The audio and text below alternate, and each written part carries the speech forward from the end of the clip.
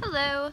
Alright, so today I was feeling a little bit down. I woke up kind of on the wrong side of the bed, so I decided to make a video to cheer myself up. So, ironically enough, this is going to be the story time. I'm going to try hard not to make it a rant, but it's going to be like a story time about how I got fired. I feel I was fired unjustly, but I mean, you guys can be the judge of that too. Alright, so I think I mentioned in my crazy customer story that I used to work, well, I mean, obviously I definitely mentioned that I used to work at a resale store, but that resale store was Plato's Closet, and I worked there for like, I think over 14 months, and while I worked there, the employee turnover rate was like crazy. In the 14 months, we went through 4 different managers. People just, as soon as they were hired as a manager, they either didn't know what they're doing or kind of got lazy and stopped doing what they were supposed to be doing. So that was always the thing. Rules were always changing there. How we did things were always changing. And like I said, the employee turnover rate was crazy. Like there were probably like 50 or 60 people that went through there in the time that I had worked there. And keep in mind, only like a little over, probably like 18 people were usually working there. So I'd worked there a long time. Last fall I actually got like a little promotion. They promoted me to assistant backstock manager, which was kind of just a little title, but I got a 50-cent raise and I worked in the back quite a bit. So that was fun. And the last month that I worked there, the normal backstock manager ended up quitting because she couldn't handle the manager that was working at the time. Our newest manager, I believe she's still the manager now, but she's like 18 years old. She's still like a child. She isn't above petty teenager things, but we'll get into that later. So the backstock manager quit because she couldn't handle the manager, and so I was like, alright, well, I'm so sad to see you go, but like I gotta be the next backstock manager, right? Like I'm a shoo-in for the next backstock manager. So the month progresses and everybody's talking about it. Like our regional manager is supposed to come in and interview people, and lo and behold, my manager's sister also wants to be the backstock manager. So I don't want to bash Plato's Closet or anything, because that was honestly the best job that I've ever had. I loved going to work every day. It was kind of my happy place that, like, no matter what was going on in my personal life, I could kind of put on a smile and go to Plato's Closet and be around people that I really enjoyed and just like enjoy myself. Like, it wasn't work for me because I enjoyed going there and working there so much. Plus I got a discount on super cheap clothes, so that was like super nice. I got to buy lots of things, and I always was looking through clothes, and I'm really interested in like style and fashion and stuff, and so that really catered to me. Plus another benefit was I got to dress up and look nice every day, and that's something that's important to me just because it makes me feel good. Like when you look good, you feel good. But the past like month and a half, my last month and a half there, my hours kept getting cut. They kept hiring new people, which meant that my hours were getting cut. And I kept asking, I kept saying, okay, can I please go back to my closing shifts? They would only schedule me 5 to 9 to like work in the back. And sometimes they would even cut those hours. And I'd be like, can I please go back to my closing shifts? Like, I will bag, but I still want to close. Like, that is how I make the money. And the in-store manager, let's call her Stephanie, she'd be like, oh, ask the regional manager. We'll call her Alexandra. So Stephanie would be like, ask Alexandra. So I'd text Alexandra and be like, hey, is it okay if I go back to my closing shifts? Like, my hours are getting cut. And she'd be like, oh, that's not up to me. Ask Stephanie. So I'd be like, can I go back to my closing shifts? Like, please? Like, please? And no, they just, after about 2 weeks of going back and forth, they were just like, yeah, no, you're not going to go back to your closing shifts. And it was kind of sucked a lot. I actually would be like, hey, like, if anybody who's closing on the weekends wants to go out and party, like, hit me up, because I'll hella take your shift. And so that was like the only thing that kept my paychecks at the normal amount that I was used to. Cool. And then I guess, I don't know, I think they might have had a problem with that, but they never like directly told me. And then the other shitty thing that made working there less enjoyable was that, okay, first of all, the perk of being an employee at Plato's Closet was that you get first dibs on all of the clothes. Like, you get to, like, pick up items that you like, or be on the lookout for items that you like. They told us that our store was like a $2 million store, but, like, there's no way. Like, I don't believe that at all. And they were like, okay, well, we're not really like turning enough money or getting enough money or whatever. So they were like, yeah, you're not allowed to buy stuff that hasn't like been on the floor for 10 days. And then some stuff goes into backstock, and we weren't allowed to buy that at all. So that sucked. That sucked a lot. And I can understand that that we're like buying like high dollar stuff because we had a 30% discount, and I can understand that it was taking money from them. So like the obvious answer to that is, if we find something that we absolutely need, just don't just don't let us use our discount. Like, we can just pay full price. But no, it wasn't about that. It's about us not taking home good stuff. Like, that was really stupid. And the day that she sent that information out on the group chat, I was like, okay, so we have a sister store in Springfield, Missouri. And so I was like, all right, I know they're going to say, oh, this is how they do it in Missouri, because that's like what they would blame everything on. Anything that we didn't like, they'd be like, oh, this is how they do it in Missouri, because it's like a bigger, more successful version of our store. And so I picked up the phone and I called Springfield, Missouri, Plato's Closet in Springfield, Missouri, and I said, hi, are your employees allowed to buy items that you just buy for the store? And they were like, yeah. And I was like, are you allowed to buy things before they go into backstock? And she goes, yeah. And I was like, are you allowed to use your discount? And she was like, yeah. So that was interesting. And of course, when I go into the store the next day for my shift or whatever, we're talking about the new rule, and we're like, and I was like, why? Like, why are we doing this? And she goes, oh, it's how they do it in Springfield. And I was like, really? Really? That's funny. So then, my last week there, I ended up, okay, so this is probably 3 or 4 weeks ago now.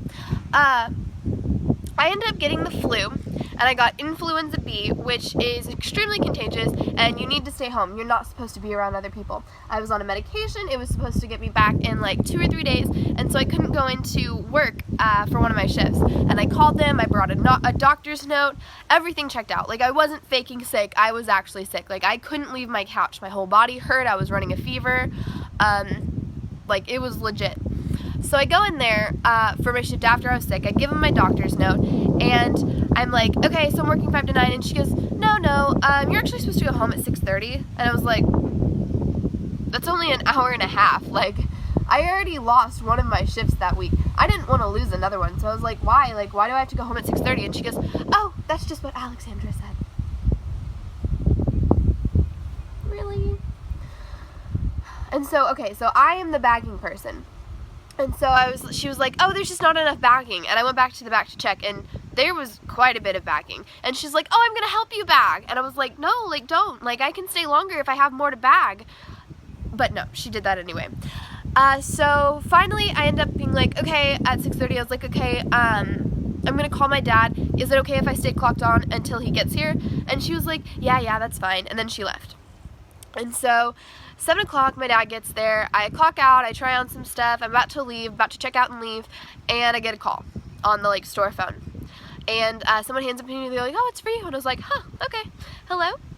And it was Alexandra, and she was like, hey, what's going on up there? And I was like, nothing, we're just working. And she was like, oh, that's funny, because I was being told that you have such an attitude. And I was like, what? Like, what? And she's like, you know what, I'm really tired of your attitude. You're off the schedule. Your last check's gonna be on Tuesday. Click. Like, she hung up. Like, she hung up on me. So yeah, they didn't even fire me in person. She just fired me over the phone, and I was just in shock. Like, I bought my stuff, and I went home, and I just cried on the car ride home. And then, to make matters worse, I forgot my purse there because I was like so in shock. I just left, and we got almost all the way back to my house. Then we had to turn around and go back so I could get my purse, and I was just crying the whole way. And I was like, because all the people that I worked with, I was so close with. I was such good friends with, like, everybody that worked there, except obviously fucking Stephanie, the fucking manager. Like, I thought we were friends, but I guess not. I would like to say I never received a warning. No one had ever told me that I had any sort of attitude problems. Nobody ever told me to stop being disrespectful. Nobody even told me I was disrespectful. I have never received any sort of warning for any of this. They just fired me. So then I'm like, okay, I'm going to try and handle this maturely. I'm going to try and like make the best out of it. So I get on the group chat and I message everybody on the group chat, and I'm like, hey, like, it has been such a pleasure working with you. It's been such a, like, great blessing to get the opportunity to work here and meet you all and make all these great relationships. Like, I cannot thank you guys enough for being my friend, and I will miss you all dearly. Like, something along those lines. And that was a bug. One of the assistant managers immediately called me after that and was like, what, are you quitting? I'm like, what, like, why are you leaving us? And I was like, Jasmine, like, I got fired. And immediately she was like, what? Like, why would you get fired? That makes no sense. And she's like telling me she's gonna call the regional manager, she's gonna, like, see what's going on, because obviously, like, I didn't deserve to get fired. Otherwise, like, people would have seen it coming. Like, I promise you, I was a really good worker. Like, I stayed on task, I was able to close, I tried to be flexible with scheduling, I would take people's shifts for them. Like, we had an Employee of the Month program, and that month I was working my ass off to be the Employee of the Month. But I guess kind of the opposite happened. So that night, I'm still super torn up about everything. I don't understand. Like, I'm so sad, and part of me hopes that it's all a misunderstanding and I can have my job back. So I ended up texting my regional manager, and I sent her a big, long paragraph being like, I don't mean to be disrespectful. I'm really not trying to, like, cause any issues, but I don't understand why I was fired. Like, no one ever told me I had an attitude. I just thought everyone was joking around, and I thought we were all friends. I didn't think I did anything wrong. And the night before this happened, she sent out a message to everybody and was like, hey, we're having an issue with gossiping, and it involves a couple people, so if you come forth and tell me that it's you, then you'll just get written up, you won't get fired. And so, like, situations like that make me really anxious. And although I didn't think I was the one who was involved in this whole gossiping thing, I messaged her and I was like, I don't think I'm involved, but, like, sometimes I say things without thinking, so, like, if I am involved, I'm really sorry and I really don't want to get fired. And this is the night before she fired me for my attitude problem. She goes, no, you're good, have a great night. So I was like, good that night. And then the next day in the store, I had an attitude problem so bad that it merited me being fired after 14 months of loyal employment. I see. So then I called my in-store manager, Stephanie, texted her. And then I'm like, hey, first it's about the check. I was like, hey, I went in to get my check, but it wasn't there. Like, how do I go about getting that? She was like, oh, it was there. Somebody just needed to sign it for you. Sorry about that. You're going to have to come back in. I was like, oh, great. And then I'm like, hey, like, do you know why I got fired? Like, I still don't understand, like, what the problem was. And she goes, oh, it was Alexandra's decision. Really, bitch. Because, like, Alexandra, when she was on the phone with me, was saying that Stephanie had told her that, had, like, reported the issues. Like, she was like, oh, Stephanie's done telling me you've got such an attitude problem. Like, bro, just, honestly, just be straight up with me. Like, if you have an issue with me, fucking tell me. Don't be like that. Don't be so two-faced like that. Like, that makes me so angry. You don't deserve to be the manager of a store when you're not mature enough to address issues, to admit that you were having a problem with my attitude, and instead of just saying, hey, like, you need to be more respectful or whatever, you just got me fired, and you didn't even do it yourself, and you didn't even do it in person. Like, ugh, like, that makes me so mad. Like, I am still so steamed about this. Alright, so that is the story of how I was unfairly fired, in my opinion. But I don't know. They never responded to me. They never when I asked Stephanie, like, I was like, do you think I texted her and I said, do you think I deserve to be fired? Like, after responding to me like 3 or 4 times about my check, she never responded to that. And then of course Alexandra never responded to my big long paragraph just saying like how much I enjoyed working there, how I didn't understand what was going on or why I got fired, and I felt very disrespected. Neither of them ever responded to that. So if Stephanie's sister becomes the new backstock person, then I guess we'll know why I got fired. Like, I don't know what the life lesson here is. I guess maybe it's just that life's not fair, and sometimes it's gonna fuck you in the ass, and you just gotta pick up the pieces from that and learn and move on, and just when one door closes, another door opens. So hopefully a really rad door is about to open for me. Today's quote of the day is, I don't know who I'll be or where I'll be in 10 years. All I know is I hope that I'll be happy. And I like this quote today because I'm not gonna lie, I've been going through a rough patch in my life. I have been having more moments of unhappiness than I've been having of happiness, and so I'm just really trying to get through the next couple of weeks and keep working on myself, and someday I'm going to be happy, and so will you. Thank you so much for watching. Bye.